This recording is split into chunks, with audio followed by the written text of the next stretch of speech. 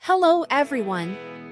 Today, we're going to talk about something really important in law called intermediate scrutiny.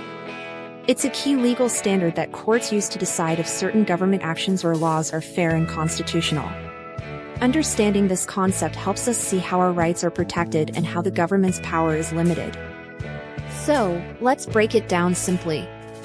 First, what exactly is intermediate scrutiny? It's one of three main levels of review that courts apply when a law treats different groups of people differently, or when a law affects certain rights. Think of it as a middle ground. It's not as strict as strict scrutiny, which is the hardest test for a law to pass, but it's tougher than rational basis review, which is the easiest test. Next, when do courts usually apply intermediate scrutiny? This standard is typically used in cases involving classifications based on gender, meaning laws that treat men and women differently. It's also applied to laws that differentiate based on whether children were born to married or unmarried parents, sometimes called illegitimacy. These groups are seen as needing more protection than under rational basis, but not as much as groups protected by strict scrutiny, like race. Now, let's get to the core of the test itself. For a law to pass intermediate scrutiny, the government must show two main things. Firstly, the government's objective, or the goal of the law, must be important. This means it can't just be any goal, it has to be a significant one. Secondly, the means chosen by the government to achieve that goal must be substantially related to it. This means there needs to be a very good, close fit between the law's purpose and how it tries to achieve that purpose.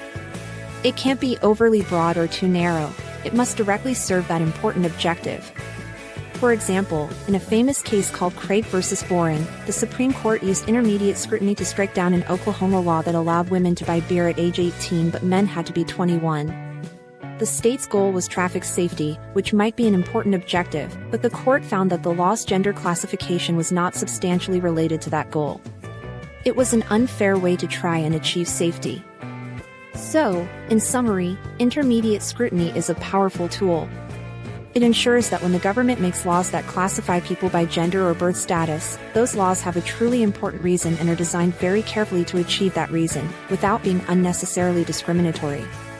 It's a crucial part of our legal system, protecting fairness and equality for specific groups. Thank you so much for watching and learning with me today. I hope this explanation of intermediate scrutiny was clear and helpful. If you found this video useful, please consider giving it a thumbs up, sharing it with others, and subscribing to support the channel. Your support helps us create more content like this. See you next time.